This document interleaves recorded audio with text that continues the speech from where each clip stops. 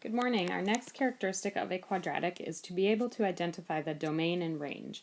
So if you recall, domain is all of your x values, and range, so domain is x, and range is all the y values that your function intersects with. So when we're talking about a quadratic, so this is important that it's a quadratic function, which means it's in that form ax squared plus bx plus c.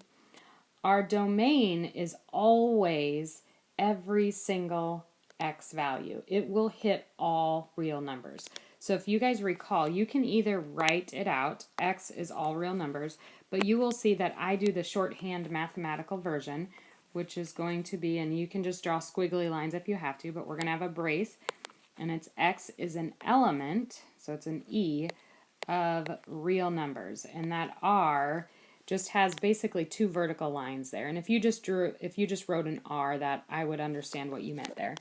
But it's always going to be that. So every single time I ask you for domain, that is exactly what you're going to write. Now your range is your y value. So y-axis runs up and down. And so when I have a u, if we think about our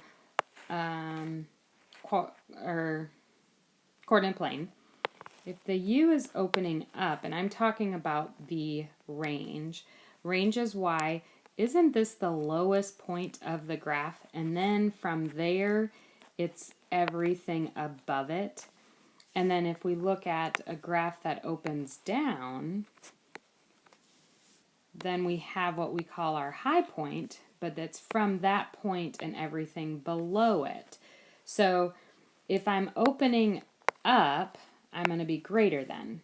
If I'm opening down, I'm going to be less than. And then what's nice is that if you know the vertex, you're just going to be, that number that you're going to be using is just the value, that y value of the vertex.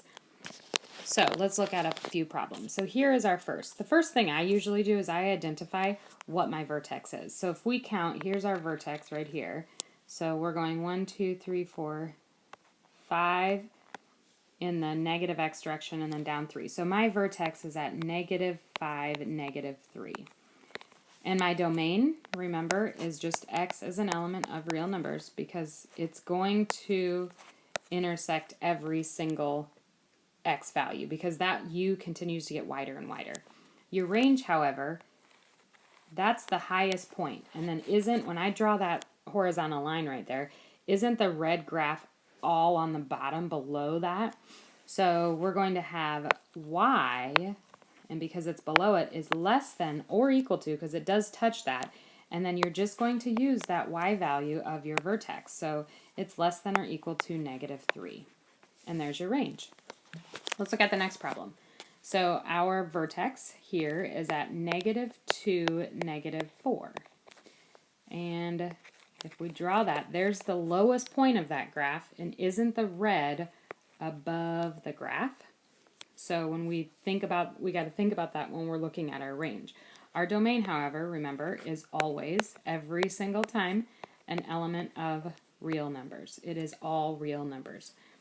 Our range is going to be y, and make sure you use y and not x, but because it's above that line, it's greater than or equal to, and then again, we're going to be using the y of our vertex. So our y of our vertex is -4. So it's everything that is above -4. Let's look at another problem. Our vertex here, we have -3, 2. Our domain of every single quadratic function is x as an element of real numbers.